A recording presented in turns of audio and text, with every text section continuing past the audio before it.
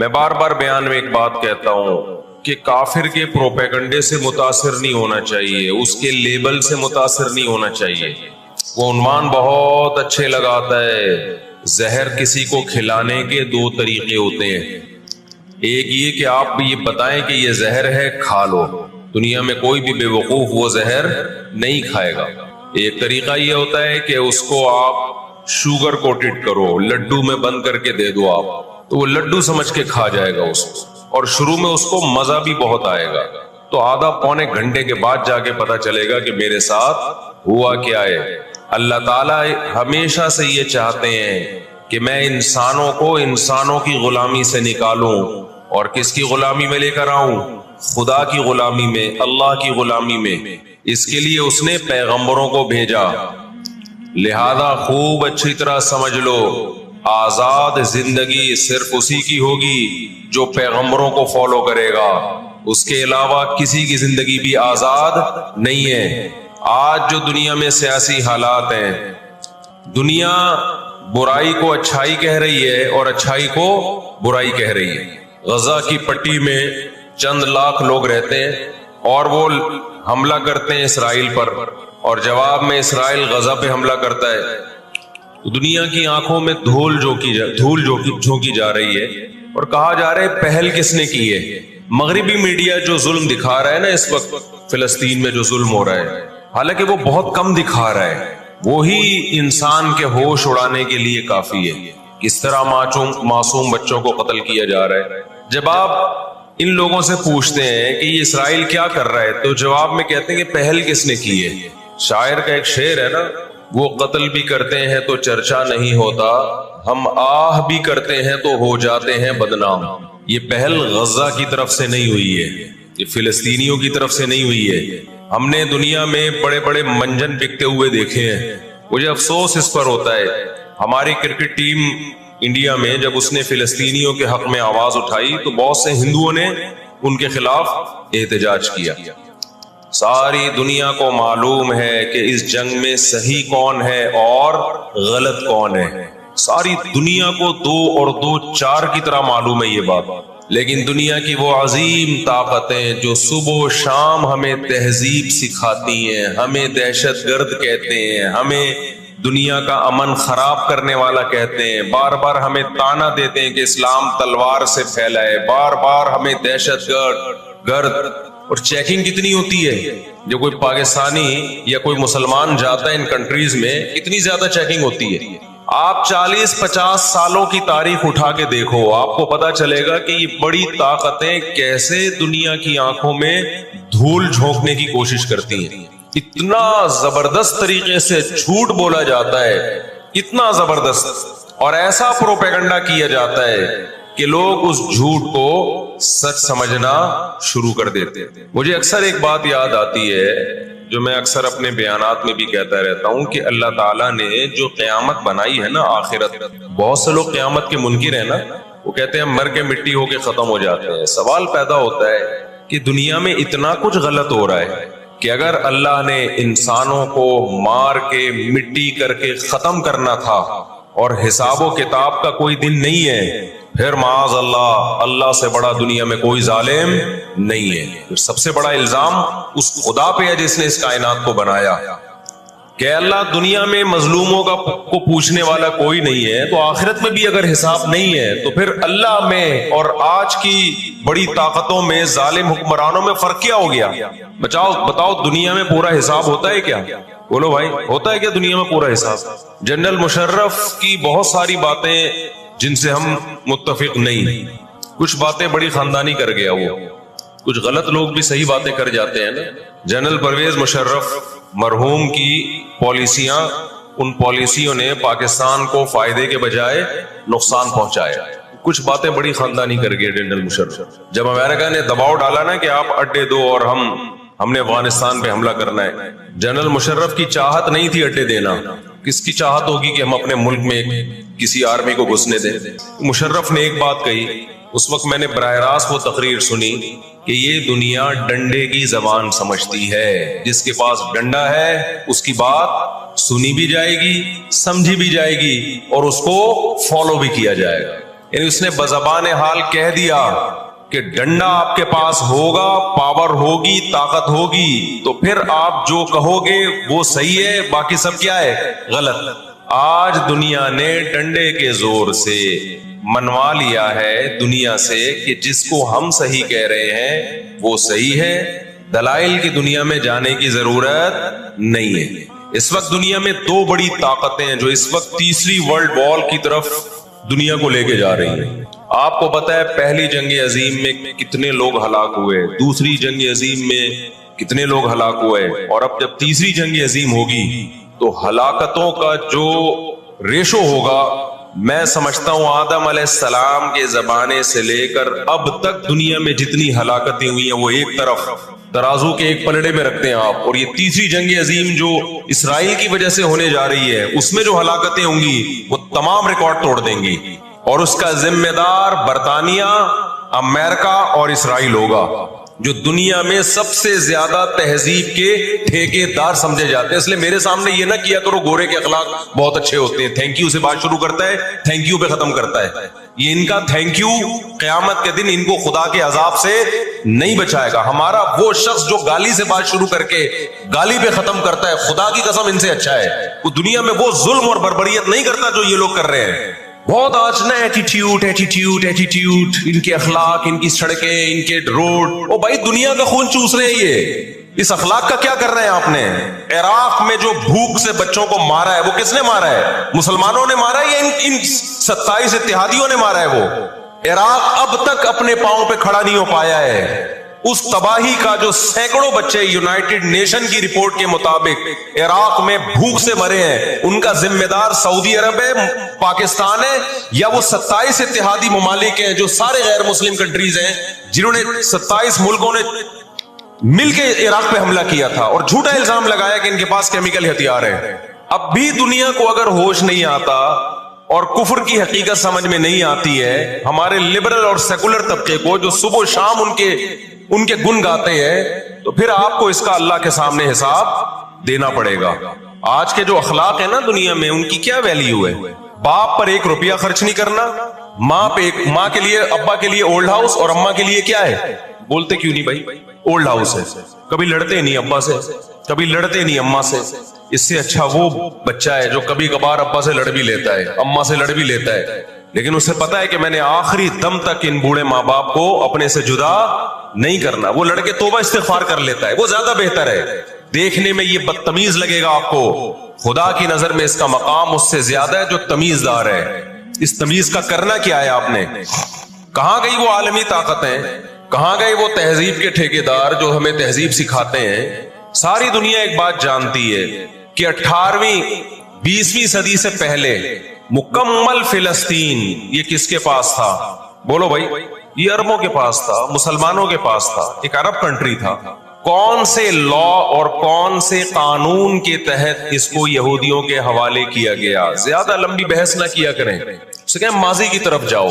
کون سے قانون کے تحت اس میں یہودیوں کو لا کے زبردستی بسایا گیا ہے؟ آج بہت سے لبرل لوگ، سیکولر لوگ، یا وہ مذہبی لوگ جو اصل میں ان کے دماغ میں سافٹ ویئر سیکولرزم ہی کے انسٹال ہوئے ہوئے ہیں، انہوں نے لبادہ مذہب کا اڑا ہوا ہے، آج وہ بھی چھپے لفظوں میں اسرائیل کی حمایت کر رہے ہوتے ہیں کہ جی زمینیں تو فلسطینیوں نے بیچی تھی یہودیوں کو۔ آپ اگر اپنے ملک میں کسی کو زمین خریدنے دیتے ہو تو کیا اس کا یہ مطلب ہوتا ہے کہ کل وہ آپ کا باپ بن جائے؟ دنیا میں کہیں کسی کنٹری میں یہ لا ہے کیا؟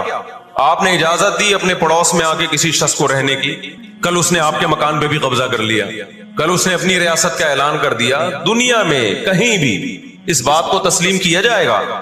دنیا میں 2 بڑی جنگیں ہو چکی ہیں، ان دونوں بڑی جنگوں میں کہیں بھی کسی مسلمان کا نام بولو نہیں آئے گا، کہیں بھی نہیں آئے گا کہ یہ کسی فلاں مسلم کی وجہ سے ہوئی ہے یہ جنگ۔ اور اب تیسری جنگ عظیم کی طرح، اور یہ جنگ ہوگی، یہ ذہن میں رکھیں، کیونکہ فلسطینی کسی قیمت پہ بھی یہودیوں کا تسلط فلسطین میں برداشت نہیں کریں گے۔ They fight to die. وہ لڑ کس کے لیے رہے بھائی؟ بولو موت کے لیے۔ جو موت کے لیے لڑتا ہے اس کو تو زمین چاہیے ہی نہیں، اس کو اپنا فرض ادا کرنا ہے۔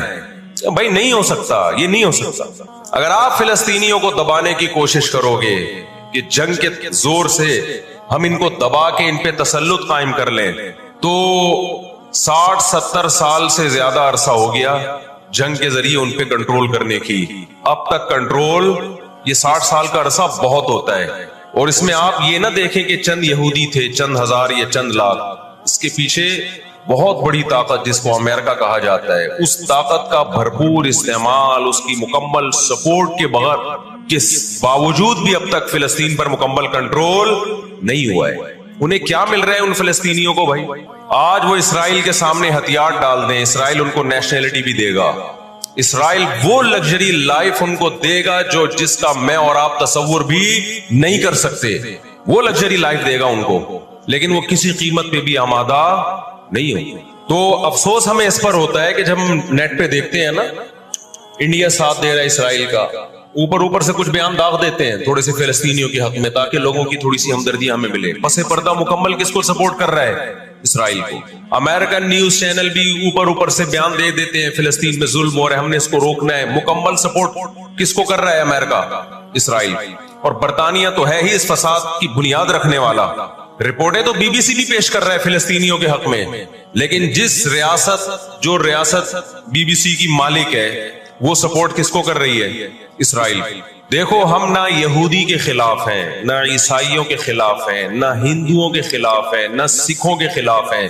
ہندو، سکھ، عیسائی اور یہودی، ان کے بارے میں ہمارے پاس قرآن کی واضح تعلیمات ہے، لا اکراہ فی الدین قد تبین الرشد من الغی، دین میں کوئی زبردستی نہیں ہے، کسی شخص کو مذہب کی تبدیلی پر مجبور نہیں کیا جائے گا، کیونکہ اللہ نے سیدھا راستہ اور غلط راستہ 2 اور 2 4 کی طرح بیان کر دیا ہے۔ جس کا دل چاہے سیدھے راستے پہ چلے، جس کا دل چاہے برے راستے پہ چلے۔ قرآن نے یہ بھی واضح کر دیا کہ آپ کسی پر زبردستی نہیں کر سکتے، تلوار کی زور سے کسی کو اسلام میں داخل نہیں کر سکتے۔ اے اللہ ہم نے ان غیر مسلموں سے سلوک کیسا کرنا ہے یہ بھی قرآن نے بیان کر دیا، لا ينهاكم الله عن الذين لم يقاتلوكم في الدين ولم يخرجوكم من دياركم ان تبروهم، 28واں پارہ۔ جو بھی غیر مسلم ہے، چاہے وہ یہودی ہو، چاہے وہ عیسائی ہو، چاہے وہ ہندو ہو، سکھ ہو، بدھسٹ ہو، اللہ فرماتے ہیں اللہ تمہیں ان سے اچھے سلوک سے منع نہیں کر رہا، بلکہ اچھے سلوک کا اللہ تمہیں حکم دے رہا ہے۔ ہمارے نبی صلی اللہ علیہ وسلم جب کوئی یہودی بیمار ہوتا اس کی بھی عیادت کے لیے اسی طرح جایا کرتے تھے جیسے کسی مسلمان کی عیادت کے لیے جاتے۔ ہمارے نبی کی زوجہ ایک یہودی خاندان سے تھی، وہ اپنے یہودی خاندان کو ہدیے دیا کرتی تھی، ہمارے نبی صلی اللہ علیہ وسلم نے اس عمل سے انہیں منع نہیں کیا۔ اور آج بھی بہت سارے یہودی اسرائیل کے مسئلے میں فلسطینیوں کے ساتھ ہیں، ان کے حق میں مظاہرے کر رہے ہیں۔ ہماری دشمنی یہودیوں سے نہیں ہے، عیسائیوں سے نہیں ہے، ہماری دشمنی ان یہودیوں سے ہے جو اسرائیل کو سپورٹ کر رہے ہیں۔ آپ اگر قرآن اٹھا کے دیکھیں، اللہ تعالیٰ نے اپنے محبوب ترین پیغمبر موسیٰ کلیم اللہ وقربناہ نجیہ، جن کے بارے میں قرآن کہتا ہے وہ پیغمبر جن کو کوہ طور پہ بلا کے میں ان سے سرگوشیاں کیا کرتا تھا، اس پیغمبر کو اللہ نے اس قوم کی طرف بھیجا۔ کس قدر ٹینشن دی یہودیوں نے موسیٰ علیہ السلام کو، کیسے معجزے اپنی آنکھوں سے دیکھ رہے ہیں، درجنوں مرتبہ لاٹھی کو سانپ بنتے ہوئے دیکھا، سمندر کو اپنے سامنے 2 ٹکڑے ہوتے ہوئے اس قوم نے دیکھا جو آج اسرائیل پہ قبضہ، فلسطینیوں پہ ظلم کر رہی ہے۔ آج یہودی کیا کہتے ہیں کہ بیت المقدس ہمارا ہے، ہمارے پیغمبر موسیٰ علیہ السلام، ابراہیم علیہ السلام، یعقوب علیہ السلام، اسحاق علیہ السلام، یہ تو سارے ہمارے پیغمبر ہیں، یہ سارے ہمارے پیغمبر ہیں، تو یہ ہمارا قبلہ ہے۔ یہ قرآن کیا کہتا ہے؟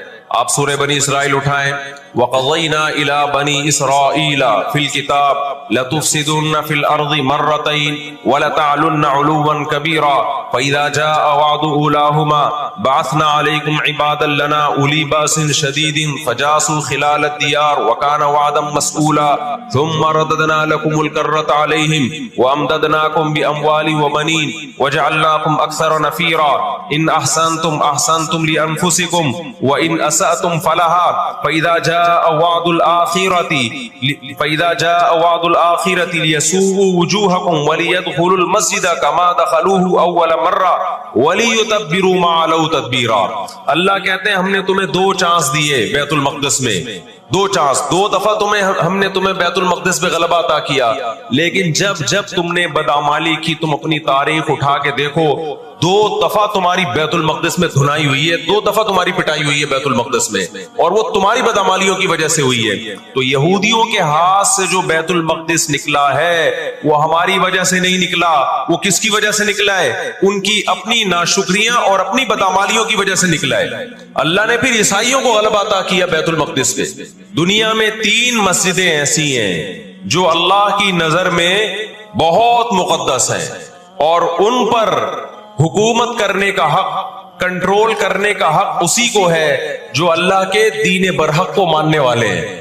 یہ اسلام کی روشنی میں، ایک مسجد حرام، ایک مسجد نبوی اور تیسری مسجد اقصی، یہ اسلام کی روشنی میں. اور دنیا کے قوانین کی روشنی میں بھی دیکھا جائے، ہو سکتا ہے یہودی کہ میں اسلام کو نہیں مانتا، امریکہ کہے میں اسلام کو نہیں مانتا، آپ نہ مانے اسلام کو، لیکن آپ ریاستوں کے حقوق کے تو قائل ہیں نا. 18ویں 19ویں صدی کے آخر میں دنیا میں جن ممالک کی لکیریں کھنچ چکی تھیں، پوری دنیا کا معاہدہ ہے، پوری دنیا کے ایگریمنٹ ہے کہ جس ریاست کو ہم نے تسلیم کر لیا ہم اس کے خلاف مسلح لڑائی، بولو نا، نہیں لڑ سکتے. مجھے ایک بات بتاؤ، آج اگر برطانیہ اٹھ کے پاکستان پہ حملہ کرتا ہے، دنیا کس کو برا بھلا کہے گی؟ بولو نا کیا ہو گیا؟ برطانیہ کو کہے گی نا. اگر وہ کہے کہ میں یہاں پہلے حکومت کر کے گیا ہوں، یہودی کہتے ہیں نا ہم نے بیت المقدس پہ حکومت کی ہے لہذا ہمارا حق ہے. بھائی حکومت تو برٹش نے بھی کی ہے پورے بر صغیر پر، لیکن آج کیا برطانیہ کو اجازت دی جائے گی کہ چونکہ آپ پہلے ہندوستان پہ حکومت کر کے گئے ہیں لہذا آپ دوبارہ بھی اٹیک کر سکتے ہیں؟ کیا دنیا کے کسی قانون میں اس کی اجازت دی جا سکتی ہے؟ یہی کہا جائے گا بھائی ونس اپون اے ٹائم. اب جب ایک کنٹری بن گیا ہے اور آپ نے اس کو ایز اے کنٹری تسلیم کر لیا ہے، دنیا نے تسلیم کر لیا ہے، اب اس کی لکیریں کھنچ چکی ہیں، اب اس سے 1 انچ بھی دنیا میں کسی کنٹری کو اس سے آگے بڑھنے کی اجازت نہیں ہوگی تو یہ بین الاقوامی لا اور بین الاقوامی قانون کی روشنی میں جرم سمجھا جائے گا. فلسطین اور بیت المقدس اسلام کی روشنی میں بھی مسلمانوں کا ہے، اور بین الاقوامی قوانین کی روشنی میں بھی کس کا ہے؟ مسلمانوں کا ہے. وہ تو 2 وجوہات ہیں. تو آپ بتاؤ اتنی بڑی وجہ کے ہوتے ہوئے کیا فلسطینی وہ مسجد چھوڑ سکتے ہیں کیا؟ آج ہماری مسجد پہ کوئی شخص آئے، کوئی دوسرے مولوی صاحب آ جائیں کہ میں مسجد پہ قبضہ کرنا چاہتا ہوں، کیا کمیٹیاں قبضہ کرنے دیتی ہیں؟ بولو بھائی کیا ہو گیا؟ نہیں دیتی. حالانکہ وہ بھی مولانا صاحب ہی ہیں، لیکن پھر بھی کوئی قبضہ کر لے انسان برداشت کر لیتا ہے، چلو جی ایک مولانا کو نکالا تو دوسرا بھی کون آیا ہے؟ کوئی مسلمان ہی آیا ہے. لیکن ایک مسجد ہے، کوئی ہندو آ کے کہتا ہے کہ یہ مسجد میرے حوالے کر دو، جبکہ اس مسجد کے کاغذات بھی آپ کے پاس ہیں، مسجد آپ کے لیے رجسٹرڈ ہے اور ایز اے مسجد رجسٹرڈ ہے، تو کیا آپ کسی غیر مسلم کے حوالے کر دو گے مسجد؟ اس کا مطالبہ کرنا اللیگل بھی ہوگا، اور اسلام کی روشنی میں ہمارے لیے اس کے حوالے اپنی مسجد کو کرنا یہ بہت بڑا جرم ہوگا. خدا کے سامنے جواب دے ہوں گے ہم. 20-22 سال کی بات ہے، میری ملاقات پاکستان میں کچھ فلسطینیوں سے ہوئی. ہم نے ان سے پوچھا کہ کیا کہانی ہے یہ فلسطین کے حالات کیا؟ انہوں نے کہا ہم کسی قیمت پہ بھی 1 انچ بھی یہودیوں کے حوالے نہیں چھوڑیں گے. لن نترک شبرا للذل، ذلت کے لیے ایک بالش بھی ہم ذلیل ہو کر ایک بالش زمین بھی ان کے حوالے نہیں کریں گے ہم. تو وہ تو کٹنے کے لیے تیار بیٹھا ہے بھائی، وہ تو کٹنے کے لیے تیار بیٹھا ہے. کسی نے بڑی پیاری بات کہی ہے، لوگ کہتے ہیں نا کہ ہم سب فلسطین جو ہے وہ یہودیوں کے کنٹرول میں ہے. بعض لوگ سادہ ہوتے ہیں، بات بڑی گہری کہہ جاتے ہیں. اس نے کہا بات یہ ہے کہ صرف آزاد دنیا میں فلسطین ہی ہے، باقی چاہے وہ مسلم کنٹریز ہوں یا غیر مسلم سب کس کے کنٹرول میں ہے؟ بولتے کیوں نہیں؟ یہودی کے کنٹرول میں. آزاد تو صرف فلسطینی ہی ہے، وہ کنٹرول میں نہیں آیا. بھی اگر وہ کنٹرول میں آیا ہوتا تو یہ جنگ نہ ہو رہی ہوتی ہے. کنٹرول میں تو ہم اور آپ ہیں میرے بھائی، اور آپ ان کے کنٹرول میں. 1 ارب سے زیادہ مسلمان ہیں، 1 ارب سے زیادہ. اور یہودی کتنا ہے؟ 1 کروڑ بھی میرا خیال ہے نہیں ہوگا. لیکن یہ 1 ارب سے زیادہ مسلمان کس کے کنٹرول میں ہیں؟ اور میں آپ کی اطلاع کے لیے عرض کروں، اس وقت اسرائیل امریکہ کا غلام نہیں ہے. خوب سمجھ لیں، امریکہ کی گچی کس نے پکڑی ہوئی ہے؟ اسرائیل نے پکڑی ہوئی ہے. इंडिया, इसराइल इंडिया का गुलाम नहीं है।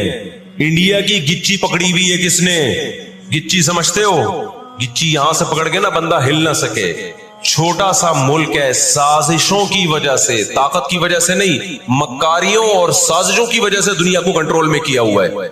साजिशें किसे कहते हैं? एक बहुत ताकतवर आदमी जो आपके कंट्रोल में ना हो, आप उसके किसी राज पे मुत्तले हो जाएं, उसे किसी बुराई में डालें और खुफिया वीडियो बना लें आप और बोलें जो मैं कह रहा हूं करता रहे वरना ये वीडियो लीक कर दूंगा। वो इंतहाई पावरफुल आदमी भी कंट्रोल में किसके आ जाएगा?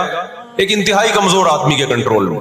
इब्ने इंशा एक मिजाहिया गुजरा है, उसने अपनी किताब में लिखा कि दायरे की किस्में, होता है ना बच्चे जियोमेट्री सीख रहे होते हैं, तो उसने उन किस्मों में बताया कि एक दायरा इस्लाम का दायरा भी है और उसमें कार्टून बनाया हुआ था एक मौलाना साहब बीच में जो डंडे से लोगों को निकाल रहे हैं और बताया कि पहले इसमें लोगों को दाखिल किया जाता था, आजकल इससे लोगों को निकाला जा रहा है। तो ये दायरा इस्लाम से खारिज, ये दायरा इस्लाम से खारिज। बयान में बीच बीच में जो चीजें याद आती हैं तो मैं जुम्मा और इतवार के बयान में कोशिश करता हूं उनको भी चलाऊं, क्योंकि वाज़ो नसीहत की मजलिस है, जो चीज भी आ जाए पार्सल कर देनी चाहिए, जो भी खैर की बात, चाहे वो मौजू से हट के भी क्यों ना हो, इससे कोई फर्क नहीं पड़ता। ये जो मैं मुसलमान का लफ्ज इस्तेमाल करता हूँ, बहुत से लोगों को इस पे भी एतराज है कि मुस्लिम होता है, मुसलमान तो नहीं होता। कुरान और सुन्नत में हमें जो लफ्ज मिलता है वो क्या मिलता है? मुस्लिम। तो खूब समझ लें, अल्फाज के बखेड़ों में पढ़ने की जरूरत नहीं है।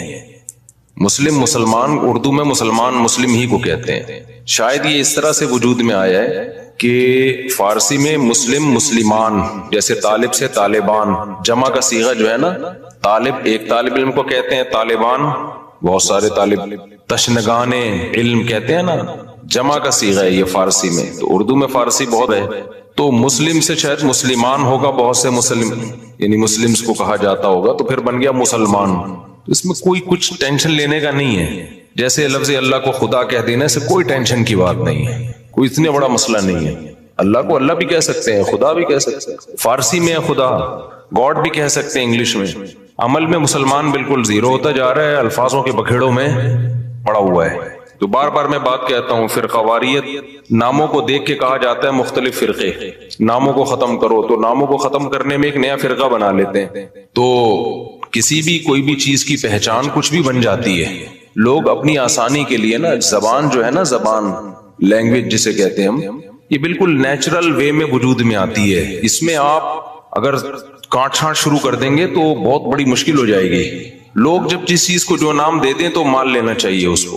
अब ये जो मैं बार बार बताता हूँ, मेरा टॉपिक नहीं है, 2 मिनट में बस इसको समेट के आगे चलते हैं कि ये जो देवबंदी, बरेलवी, अहले हदीस और फलाना, डिमकाना, हनफी, शाफी, ये लोगों के दिए हुए नाम है। ये गैर मुस्लिम के मुकाबले में नहीं है, ये मुसलमानों के आपस के मुकाबले में है। अब जब एक चीज होगी तो उसको नाम तो दिया जाएगा ना। मुस्लिम के मुकाबले में चाहे देवबंदी हो, बरेलवी हो, शिया हो, अहले हदीस हो, जो भी हो, गैर मुस्लिम के मुकाबले में हम सब क्या हैं? मुस्लिम हैं। लेकिन जब मुसलमानों में मुख्तलिफ मकतब फिक्र वजूद में आ गए तो एक दूसरे से फर्क कैसे करेंगे? मुस्लिम गैर मुस्लिम से करेंगे। अगर मुस्लिम गैर मुस्लिम से करेंगे इसका मतलब आप दूसरे को गैर मुस्लिम मान रहे हो। तो जब मुख्तलिफ मकातिब फिक्र वजूद में आ गए तो उनका एक दूसरे से फर्क करने के लिए इस्लाम के अलावा कोई और नाम देना पड़ेगा। एक आसान सी मिसाल दे देता हूं। हिंदुस्तान में फिरके नहीं थे तो कुछ लोग तीजा 40वां करते थे, कुछ तीजा 40वां नहीं करते थे। अब लोगों ने तो फर्क करना है ना, तो लोगों ने अपनी आसानी के लिए नाम दे दिया कि यार जो नहीं करते उनका ताल्लुक ज्यादातर देवबंद के मदरसे से है, तो लोगों ने उनको हाईलाइट कर दिया किस नाम से? देवबंदी के नाम से। ये पब्लिक का दिया हुआ नाम है।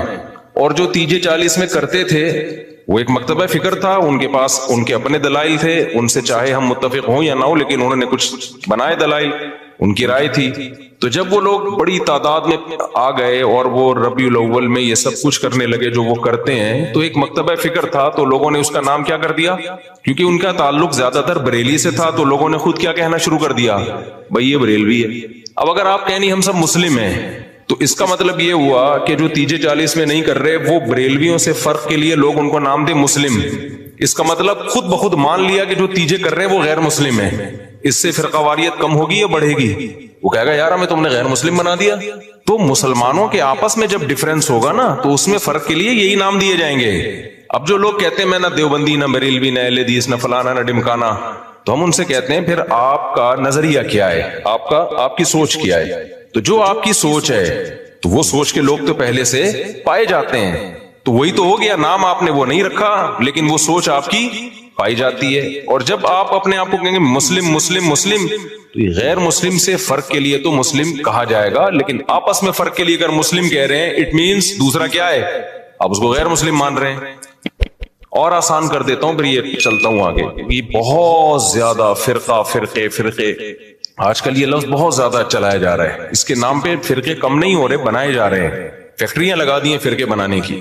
اب بہت سے لوگ کہتے ہیں ہمارا کوئی فرقہ نہیں ہے، حالانکہ اسلام میں سب سے پہلے 2 بڑے فرقے وجود میں آئے ہیں، یہ تو بعد کے ہیں نا، کسی نے بریلویت کا نام دے دیا، نام بعد میں آئے ہیں، یہ مکتب جو سوچ تھی وہ تو بہت سو کی ہمیشہ سے رہی ہے، جو نظریے تھے سب سے پہلے جو وجود میں آئے، جو آج تک قائم ہے، ان کی بات کر رہا ہوں۔ وہ شیعہ اور سنی وجود میں آئے ہیں۔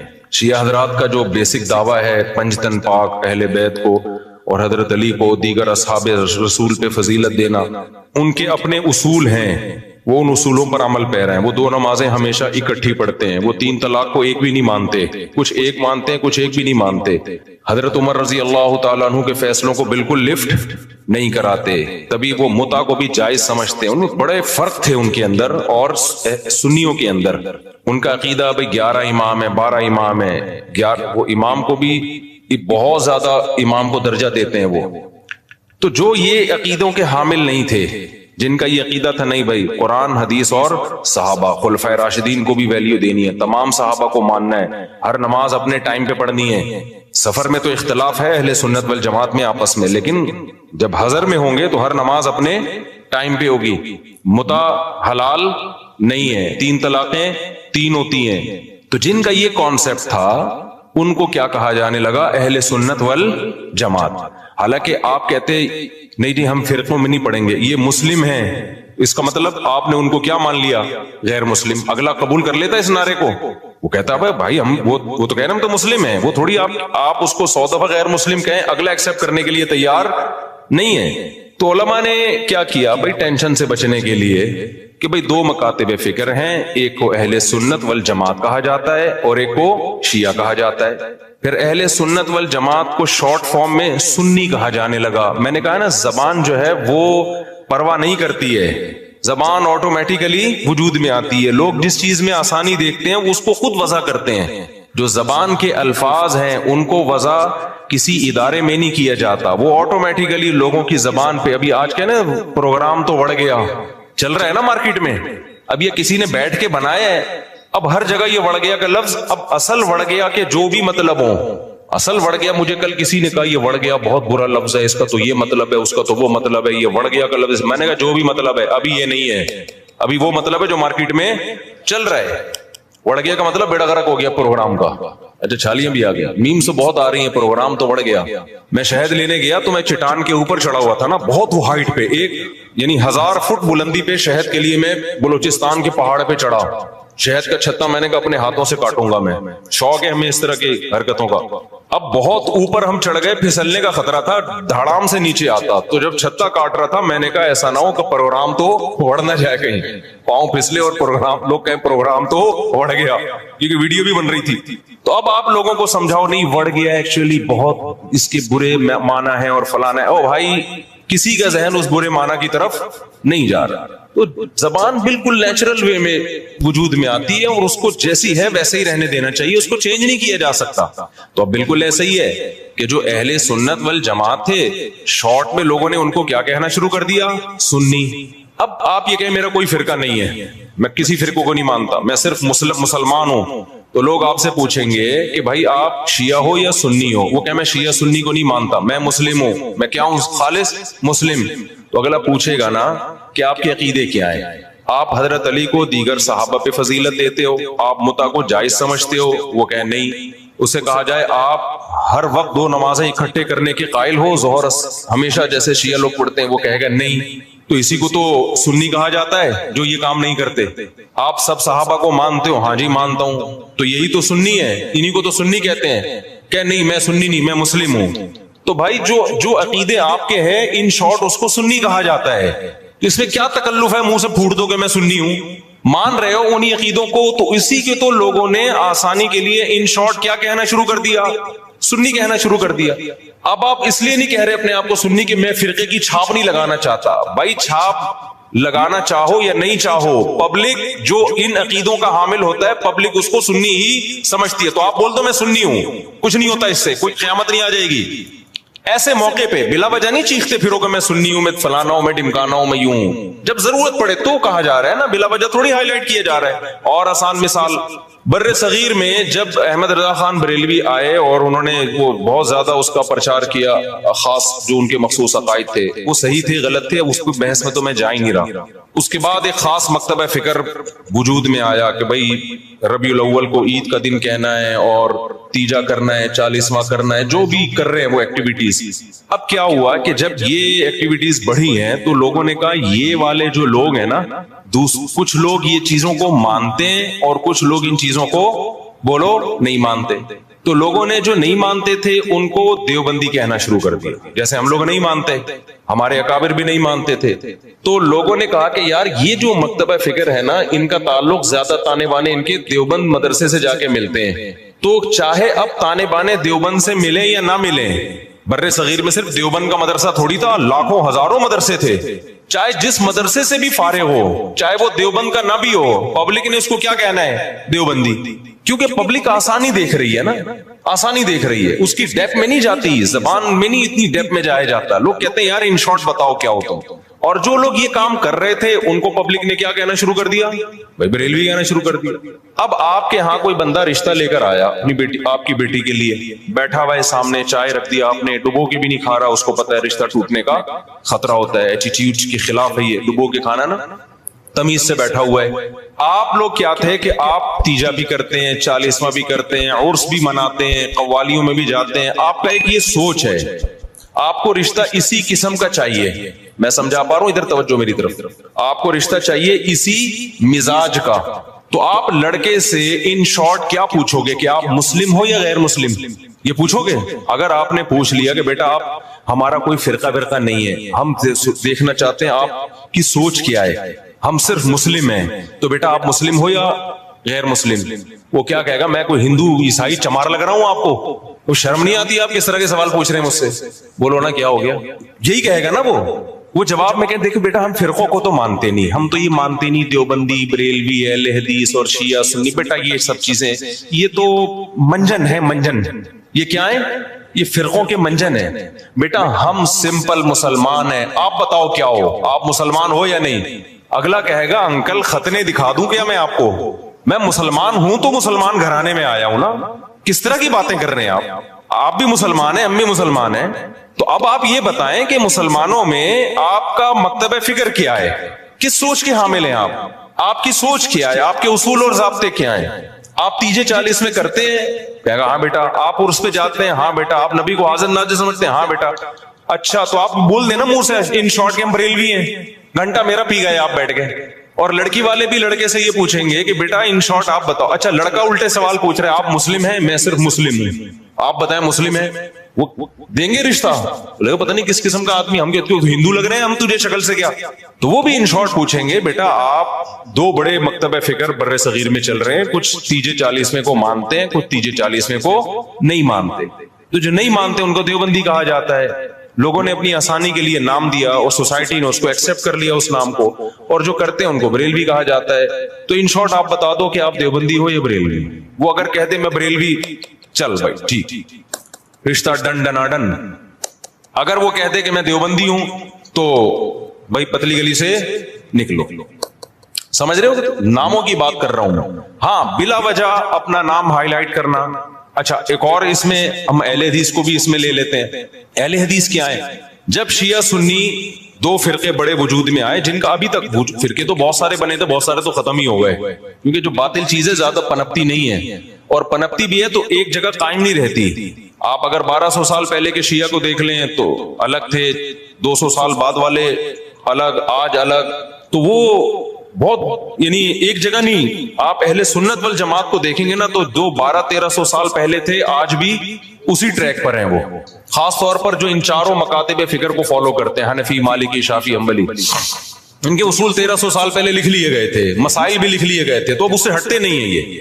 آپ کو حنفی 800 سال پہلے کا بھی وہی نظر آئے گا جو آج تھا، شافی 800 سال پہلے کا بھی ویسے نظر آئے گا جیسا آج تھا. اگر تبدیلی ہوئی ہے تو بدعت کے حوالے سے ہوئی ہے، کسی میں بدعتیں آ گئیں، کسی میں بدعتیں کوئی ایکسٹریم لیول پہ ادھر چلا گیا، کوئی مسائل کے معاملے کی بات کر رہا ہوں. جو اسلامک لا ہے، لا نہیں چینج ہوا کیونکہ وہ ریٹن فارم میں آ چکا تھا پہلے. تو اب میں عرض کر رہا تھا کہ دو فرقے بڑے وجود میں آ گئے، ایک کو کیا کہا جاتا تھا شیعہ، ایک کو کیا کہا جاتا تھا سنی.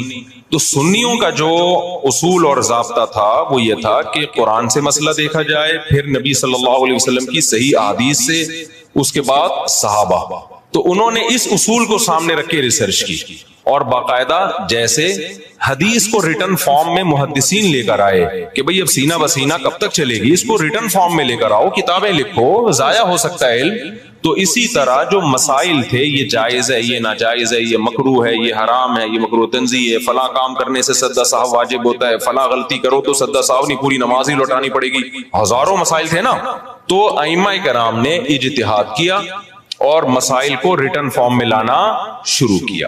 تو جو اہل سنت والجماعت تھے وہ ان کے 4 مکاتب فکر وجود میں آئے. جو کام امام ابو حنیفہ نے کیا، اس کام سے جو متاثر ہوئے اور اس طریقے کو جنہوں نے فالو کیا ان کو کیا کہا جانے لگا، حنفی. اور جنہوں نے امام شافعی کو فالو کیا ان کو کیا کہا جانے لگا، بولتے کیوں نہیں شافعی. اب آپ بتاؤ جو امام شافعی کو فالو کرتے ان کو اگر ہم مسلم کہتے کہ نہیں حنفی شافعی کچھ نہیں ہوتا، یہ مسلم ہے، اس کا مطلب شافعی اگر مسلم ہے تو حنفی بھی غیر مسلم ہے؟ نہیں آئی میرا خیال ہے بات. تو یہ صحیح نام، یہ نام صحیح ہوتا؟ جنہوں نے امام مالک کو فالو کیا ان کو کیا کہا جانے لگا، مالکی. جنہوں نے امام احمد کو فالو کیا انہوں کو کیا کہا جانے لگا، حنبلی، جیسے کہ سعودی عرب میں. تو اللہ کا کرنا ایسا ہوا کہ یہ 4 اماموں کا فقہی دنیا میں چلا ہے صدیوں. بہت سارے مسائل میں ان میں اتفاق تھا. کچھ مسائل ایسے تھے کہ 2 امام ایک طرف، 2 دوسری طرف، کچھ میں 3 ایک طرف، ایک طرف. تو جو اختلافی تھے وہ اب اختلافی رہ گئے ہمیشہ کے لیے، جو اتفاقی تھے وہ کیا بن گئے، اتفاقی بن گئے. اب جو اختلافی تھے تو علماء نے کہا کہ بھائی چونکہ اتنے بڑے بڑے ائمہ نے ریسرچ کا کام کیا ہے، یہ اختلاف اب حل نہیں ہو سکا. جیسے رفع الیدین کا مسئلہ اختلافی بن گیا، امام کے پیچھے آمین زور سے کہنی ہے آہستہ کہنی ہے، یہ کیا بن گیا، اختلافی. ہاتھ یہاں باندھنے یہاں باندھنے، یہ ذہن میں رکھے سینے پہ ہاتھ باندھنا کسی مجتہد سے منقول نہیں ہے، بلکہ سعودی عرب کے ایک عالم کا بھی کلپ بھی آیا، انہوں نے کہا یہ مکروہ عمل ہے سینے پہ ہاتھ باندھنا، کیونکہ اس بارے میں صحیح حدیث موجود نہیں ہے. تو اگر میں کہتا نا ہندوستان کے کسی عالم کا تو لوگ کہتے ہیں نہیں یہ تو مانتے ہی نہیں حدیثوں کو، حالانکہ غلط بات ہے، کیوں نہیں مانتے بھائی. لیکن سعودیہ کے تبھی آپ نے ائمہ حرمین کو بھی دیکھا ہوگا سینے پہ ہاتھ نہیں باندھتے، وہ بھی نیچے ہاتھ باندھتے. تو 4 اماموں میں کسی کے ناف کے اوپر ہے، کسی کے ناف کے تھوڑا سا اوپر، کسی کا ناف کے بالکل اوپر. ایسا 4 میں سے کسی کی ریسرچ نہیں ہے کہ سینے پہ ہاتھ باندھے جائیں، یہاں یوں کر کے ہاتھ باندھے جائیں. خیر جو باندھتے ہیں ہمیں ان سے کوئی چڑ نہیں ہے، کوئی اتنا بڑا ایشو نہیں ہے. یہ میں تو صرف یہ بتا رہا ہوں کہ یہ جو الزام لگایا جاتا ہے نا کہ یہ لوگ حدیثوں کو نہیں مانتے، یہ الزام غلط ہے. کیونکہ حدیثوں میں ہوتا نا تو یہ 4 اتنے بڑے بڑے مجتہدین جن کو پوری امت نے، جو تابعین تبع تابعین کے دور کے لوگ تھے، ان کو تو حدیثیں زیادہ پہنچی تھی اور حدیث کی سند کی تحقیق یہ زیادہ اچھے طریقے سے کر سکتے تھے، یہ قائل ہوتے اس کے. تو ابن خزیمہ کی جو روایت ہے سینے پہ ہاتھ باندھنے والی، صحیح روایت نہیں ہے. مصیبت آج کل یہ ہے کہ آپ کا جو مذہب ہوتا ہے آپ وہ حدیث کو لازمی صحیح کہنا ہے، مارکیٹ میں جو چل رہا ہے، اور جو مخالف کی دلیل ہے وہ لازمی کیا ہے، پہلی نظر میں ہی ضعیف ہے. یہ چل رہا ہے مارکیٹ میں. خیر تو ان 4 اماموں میں جب اختلاف کچھ باقی رہ گیا تو امت کے بڑے بڑے علماء نے فتویٰ دیا کہ بھائی اب یہ اختلاف ختم کرنا ممکن بولو نہیں، کیونکہ صحابہ میں یہ اختلاف تھا، کوئی یہاں ہاتھ باندھتا، کوئی ہاتھ چھوڑ کے نماز پڑھتا. صحابہ میں صحیح حدیث سے ثابت ہے ایک صحابی ہاتھ چھوڑ کے نماز پڑھتے تھے، اور یہ بھی ثابت ہے صحیح سند سے کہ مدینہ والے ہاتھ چھوڑ کے نماز پڑھتے تھے. تو امام مالک نے کہا کہ بھئی مدینہ والے جب ہاتھ چھوڑ کے نماز پڑھ رہے ہیں تو نبی کی آخری نماز تو انہوں نے دیکھی ہے، تو میں ہاتھ چھوڑ کے نماز کے قائل ہوں. ٹھیک ہے ہاتھ باندھنے والی حدیثیں ہیں لیکن وہ پرانے زمانے کی ہیں. مدینہ کس کو فالو کر رہا ہے، نبی کے آخری عمل کو فالو کر رہا ہے، تو میں ہاتھ چھوڑ کے نماز. تبھی مالکیہ پوری دنیا میں جہاں بھی ہیں کیسے نماز پڑھتے ہیں، بولتے کیوں نہیں ہاتھ چھوڑ کے. اب کبھی ہمیں ہاتھ چھوڑا ہوا بندہ نظر آ جائے نماز پڑھ رہا ہے تو ہمیں اشکال ہوتا ہے یار ساری دنیا تو ہاتھ باندھ کے نماز پڑھ رہی ہے، یہ کیوں چھوڑ رہا ہے. تو ہم بجائے اس کے کہ بولیں یہ مسلم ہے یا میں مسلم ہوں، تو کیا مطلب وہ غیر مسلم ہندو ہے وہ. تو ان شارٹ ہم کیا کہتے ہیں، یہ فقہ مالکیہ کو فالو کرتے ہیں. یہ کیا کرتے ہیں بھائی، یعنی مالکی ہیں. یہ کیا مطلب، یہ امام مالک کی جو تحقیق ہے اس کو زیادہ اس پر اعتماد کرتے ہیں. حدیثوں میں تو سب کچھ ملے گا آپ کو. جب سب کچھ ملے گا تو کسی نے ایک حدیث کو ترجیح دی, دوسری میں تعویل کی, کسی نے دوسری کو ترجیح دی, اس والی حدیث میں تعویل کی. میں سمجھا پا رہا ہوں اپنی بات؟ اور یار بہت سے نئے لوگ آ جاتے ہیں تو پرانی مثال دوبارہ ریپیٹ کر دیتا ہوں تاکہ یہ ٹاپک منجی ٹھک جائے, اس ٹاپک کی کمپلیٹ ہو جائے, پروگرام بڑے نہیں. دیکھو نبی صلی اللہ علیہ وسلم نے بنو قریظہ کی طرف, بخاری مسلم کی حدیث ہے, ایک لشکر کو روانہ کیا. خوب غور سے سننا تاکہ یہ فرقواریت کے نام پہ جو گند پھیلایا جا رہا ہے نا معاشرے میں, پہلے فرقواریت پھیلائی جا رہی تھی لیکن صاف پتہ چلتا تھا یہ فرقہ پرست ہے. اب لیبل لگایا جا رہا ہے اتحاد امت کا, لیبل چینج کر دیا لیکن فرقواریت پہلے سے زیادہ پھیلائی جا رہی ہے. لیبل چینج ہو رہا ہے اب, اس طریقے سے پھیلائی جا رہی ہے کہ سانپ بھی مر جائے اور لاٹھی بھی نہ ٹوٹے. تو دیکھو نبی صلی اللہ علیہ وسلم نے بنو قریظہ کی طرف لشکر روانہ کیا. صحابہ کرام کا توجہ ہے نا آپ کی میری طرف. جب لشکر روانہ کیا تو آپ صلی اللہ علیہ وسلم نے صحابہ سے فرمایا کہ تم میں سے کوئی عصر کی نماز اس وقت تک نہ پڑھے جب تک بنو قریظہ نہ پہنچ جائے. اب صحابہ کے پاس اس سے زیادہ صحیح حدیث کوئی ہو سکتی تھی؟ اس کی تو کوئی سند بھی نہیں ہے, ڈائریکٹ سن رہے ہیں نبی کے زبان اقدس سے. جتنے بھی یہ صحابہ تھے نبی نے سب کو کہا عصر کی نماز جب تک بنو قریظہ نہ پہنچ جاؤ تمہیں پڑھنے کی اجازت. جملہ کمپلیٹ کریں نہیں ہے. اللہ کی قدرت کے جب راستے میں وہ گئے ہیں تو نماز قضا ہونے لگی, دیر ہو گئی ان کو مقام تک پہنچنے میں. اب صحابہ پریشان ہو گئے, بھائی اب پڑھیں گے نہیں پڑھے؟ بعض حضرات نے کہا بھائی نبی کا آرڈر ہے نہیں پڑھنی, قضا کریں گے نماز, کیونکہ ہم تو نبی کے حکم کے محتاج ہیں. ہم پڑھتے کیوں تھے؟ نبی نے حکم دیا تھا نا, تو جب نبی نے چھوڑنے کا حکم دیا ہے تو چھوڑیں گے. دوسرے صحابہ نے کہا کہ نہیں بھائی, نبی کا مطلب یہ تھوڑی تھا کہ قضا کر دو. آپ جب کسی کو بھیجتے ہیں کہ بھائی یہاں سے حیدرآباد جا رہے ہو, دیکھو بیٹا وہیں پہ نماز پڑھنا, راستے میں خطرہ ہے, کوئی بھی مسئلہ ہو سکتا ہے, تو مطلب بھی آپ کو یقین ہے کہ عصر تک پہنچ جائے گا. قضا کرنے کی تھوڑی اجازت ہے, کیونکہ قرآن میں آتا ہے حافظوا علی الصلوات والصلاۃ الوسطی, درمیانی نمازوں کی حفاظت کرو. درمیانی تو عصر کی نماز ہے, اس کی تو خاص تاکید ہے. تو نبی کا حکم تو یہ ہے, لیکن نبی کا مقصد یہ بولو نہیں تھا. نبی عالم الغیب تھوڑی ہے, ان کو کیا پتا تھا کہ یہ قضا کر لیں گے, تو اس لیے ہم پڑھیں گے. اب دو جماعتیں بن گئیں, ایک نے کہا ہماری رائے ہے کہ ہم نے پڑھنی ہے, دوسرے نے کہا ہماری رائے ہے کہ ہم نے. دونوں کا مقصد کیا؟ خواہش نفس تھا. اب اگر وہ دونوں پھٹا شروع کر دیتے وہاں پہ کہ تو حدیث کا منکر ہے, معاذ اللہ نقل کفر منجن بیچ رہے ہو تم لوگ, ہمارے پاس صحیح حدیث ہے, نبی نے کہا ہے کہ نہیں پڑھنی, بس ہم نہیں پڑھیں گے. اور جو نہیں پڑھے گا ہمارے ساتھ, جو پڑھے گا وہ دائرہ اسلام سے خارج ہے, وہ حدیث کا منکر ہے, وہ گمراہ ہے, وہ جہنمی فرقوں میں ہے. اس سے فرقواریت کم ہوتی ہے بڑھتی؟ بولتے کیوں نہیں؟ لڑائی پیدا ہوتی, پھڈا پیدا ہوتا. جن کا خیال تھا نہیں پڑھنی, انہوں نے کہا بھائی ہمیں یہ سمجھ میں آ رہا ہے, اب نبی موجود تو ہے نہیں کہ ہم ان سے پوچھیں یا رسول اللہ آپ کا مطلب کیا تھا. رابطہ بھی نہیں ہے, کوئی فون بھی نہیں تھا اس زمانے میں. دوسرے فریق نے کہا بھائی ہمیں تو یہی لگ رہا ہے کہ نبی کا یہ مفہوم نہیں تھا, وہ تو ہمیں آسانی کے لیے نبی نے حکم دیا تھا, راستے میں خطرات ہوتے ہیں, قضا تھوڑی ہو سکتی ہے, ہمیشہ پڑھی ہے بھائی, تو آج بھی پڑھیں گے ہم. انہوں نے پڑھ لی. اب انہوں نے نہیں پڑھنے والوں کو یہ نہیں کہا کہ تم تو مطلب ہی نہیں سمجھتے حدیثوں کا, تمہارے مطلب کھوپڑی میں سینس. آج کل فروعی مسائل میں اسی طرح چیلنج کیا جاتا ہے نا, جب فروعی مسائل میں اختلاف کو ذکر کیا جاتا ہے تو مذہبی اسکالر کا ایٹیٹیوڈ یہی ہوتا ہے, بدتمیزی والا. تو صحابہ میں سے جن کا خیال تھا پڑھنی چاہیے پڑھ لی, جن کا خیال تھا نہیں پڑھنی چاہیے نہیں پڑھی. دو مکتب فکر وجود میں آ گئے کہ نہیں آ گئے اس لحاظ سے وقتی طور پہ. اچھا دونوں نے ایک دوسرے کے پیچھے نمازیں بھی نہیں پڑھی, یہ بھی ذہن میں رکھیں. جب وہ پڑھ رہے تھے تو انہوں نے ان کی اقتدا نہیں کی ہے, ان کا خیال تھا یہ غلطی پر ہے. جب ایک جماعت نماز پڑھ رہی تھی تو دوسرے نے یہ ان کے پیچھے نماز نہیں پڑھی, کیونکہ ان کا خیال یہ تھا بھائی نبی کا مقصد, نبی نے حکم دیا نہیں پڑھنی ہے تو ہم کیسے پڑھ لیں. تو وہاں کسی نے فتویٰ نہیں لگایا کہ یہ دونوں ایک دوسرے کے پیچھے نمازیں ہی نہیں پڑھتے, یہ تو ویسے ہی کیا ہیں گمراہ ہیں. بھائی کیسے پڑھے؟ ان کی رائے یہ کہ یہ ٹھیک نہیں کر رہے, اس لیے نہیں پڑھی انہوں نے نماز. تو میری اگر رائے یہ ہے کہ یہ والا مکتبہ فکر سنت کے مطابق نماز نہیں پڑھتا, یا ایسے نماز پڑھتا ہے کہ میری رائے کے مطابق وہ شرائطی نماز کی پوری نہیں ہوتی, تو میں نہیں پڑھوں گا. آپ مجھے کیوں گن پوائنٹ پہ مجبور کر رہے ہیں کہ پڑھو اس کے پیچھے آپ فرقواریت کو ختم کرنے کے لیے؟ اس سے فرقواریت تھوڑی ختم ہوگی. فرقواریت کیسے ختم ہوگی؟ جو صحابہ کا ایٹیٹیوڈ تھا, جس نے پڑھنی ہے پڑھ لے, نہیں پڑھنی ہے نہیں پڑھے. کسی نے گن رکھ کے دوسرے کو نہ پڑھوانے کی کوشش کی اور نہ چھڑوانے کی کوشش کی. میں سمجھا پا رہا ہوں, خدا کی قسم قدر کر لو ان باتوں کی, قدر کر لو. قدر کر لو ان باتوں کی۔ یہ جو آج کل نئے نئے اسکالر جراثیم پیدا کر رہے ہیں نا، یہ بہت خطرناک جراثیم ہیں، ان سے تم گمراہ ہو جاؤ گے۔ پھر کیا ہوا جب یہ فریق نبی کی خدمت میں پہنچائے، واپس نبی کو اطلاع دی گئی کہ ایک نے ایسا کیا، دوسرے نے ایسا کیا، نبی نے کسی کو ملامت بولو نہیں کی۔ یہاں سے فقہا کو ایک اصول مل گیا قیامت تک کے لیے، بھائی حدیث کی تشریح میں اگر اختلاف ہوگا تو وہ اختلاف برا نہیں ہے۔ میں سمجھا پا رہا ہوں اپنی بات؟ اگر حدیث کی تشریح میں اختلاف، دیکھو جن صحابہ نے نماز چھوڑی انہوں نے حدیث کے الفاظ لیے، ایسا ہی ہے نا؟ جنہوں نے نماز پڑھی کیا انہوں نے حدیث نہیں لی؟ انہوں نے لی، انہوں نے حدیث میں تعویل کی، انہوں نے کہا حدیث کا یہ مطلب نہیں ہے۔ کیوں نہیں ہے بھائی یہ مطلب؟ کیوں نہیں ہے؟ اس لیے کہ قرآن کہہ رہے ہیں اثر کی حفاظت کرنی ہے، تو قرآن کا بھی تو حکم ہے نا، اس کو بھی تو فالو کرنا ہے۔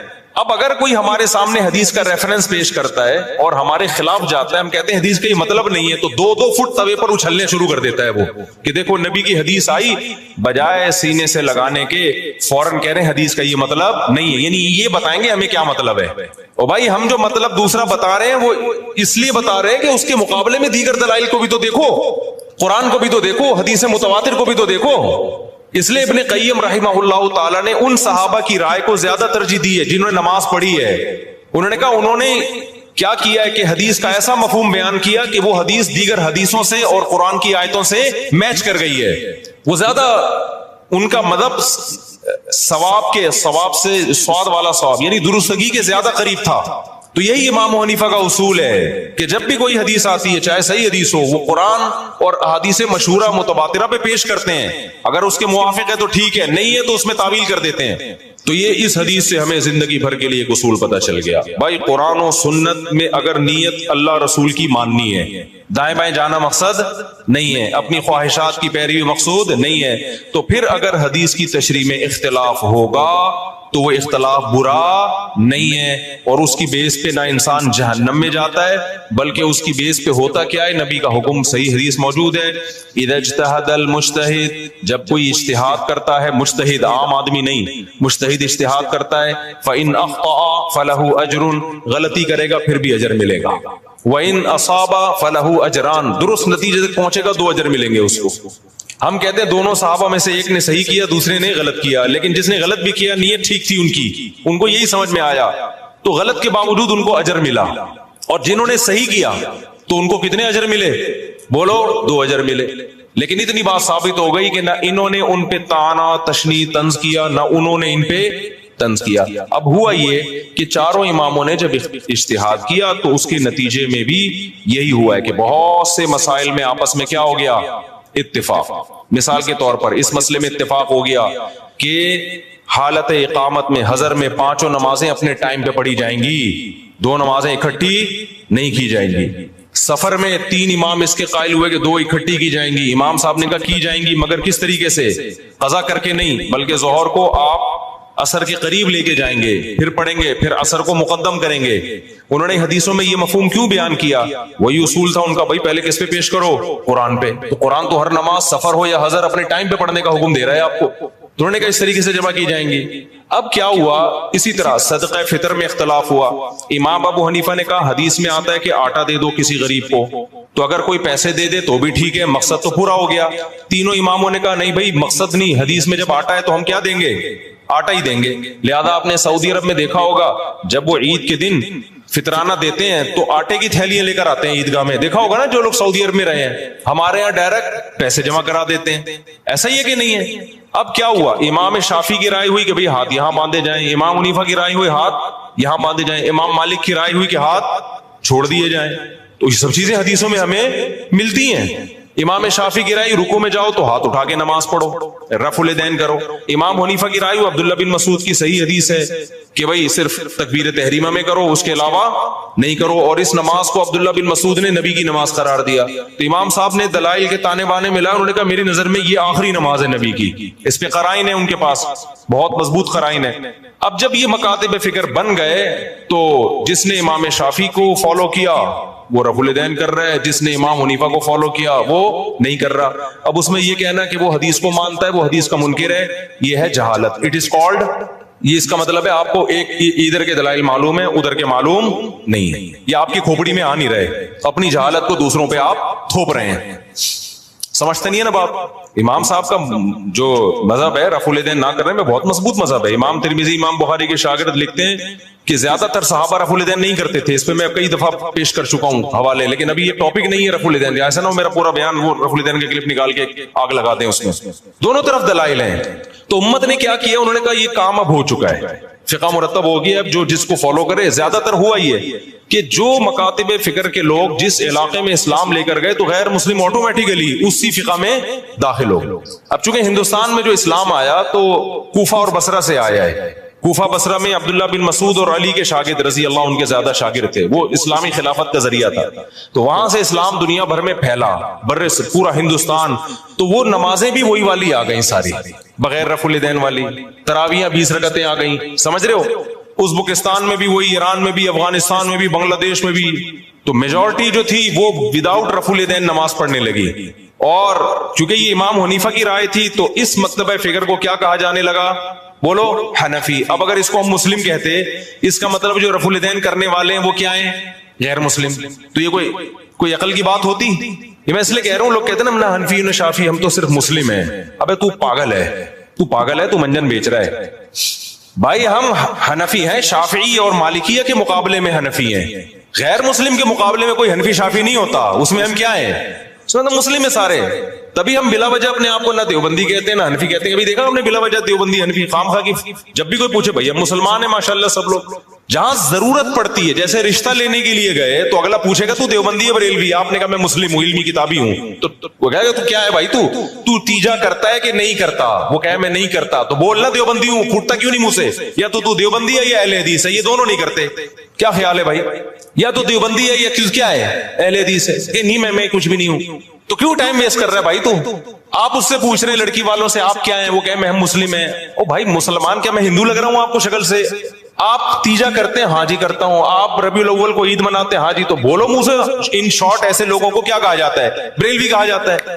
فرقواریت تو جب پھیلتی کہ جب ہم بلا ضرورت ان ناموں کو استعمال کر رہے ہوتے خام خواہ میں، جہاں ضرورت نہیں ہے وہاں بھی اپنے نام کے ساتھ بلا وجہ کا حنفی لگایا ہوا ہے، بلا وجہ کا شافی لگایا ہوا ہے، بلا وجہ کا دیوبندی لگایا ہوا ہے، بلا وجہ کا اہل حدیث لگایا ہوا ہے، یہ تو بلا وجہ کا ہے۔ پھر ہم کہتے ہیں یار بلا جہاں ضرورت ہوگی وہاں یہ نام استعمال کیا جائے گا، جہاں ضرورت نہیں ہے تو وہاں یہ نام استعمال نہیں کیا جائے، اور جس کا کوئی نام ہی نہیں ہے، کہیں بھی منسوب نہیں ہے، اس کا مطلب وہ بالکل فارغ ہے۔ اس کا مطلب وہ، کیونکہ جتنے بھی مسلمانوں میں فرقے چلے آ رہے ہیں وہ یا تو یہی ناموں سے ہیں، اور حدیث میں آتا ہے جو اہل حق ہے وہ ہمیشہ رہیں گے۔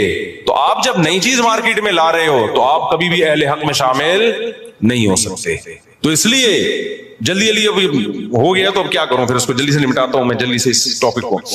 تو یہ جو سنیوں کے 4 مکاتب فکر تھے نا، ان میں وہ اختلاف نہیں ہے جو شیعہ اور سنی کا اختلاف ہے، کیونکہ یہ سب قرآن کو مانتے ہیں، حدیث کو مانتے ہیں، ایک دوسرے کا احترام کرتے ہیں، سب بدعت کے خلاف ہیں، تھوڑے ان میں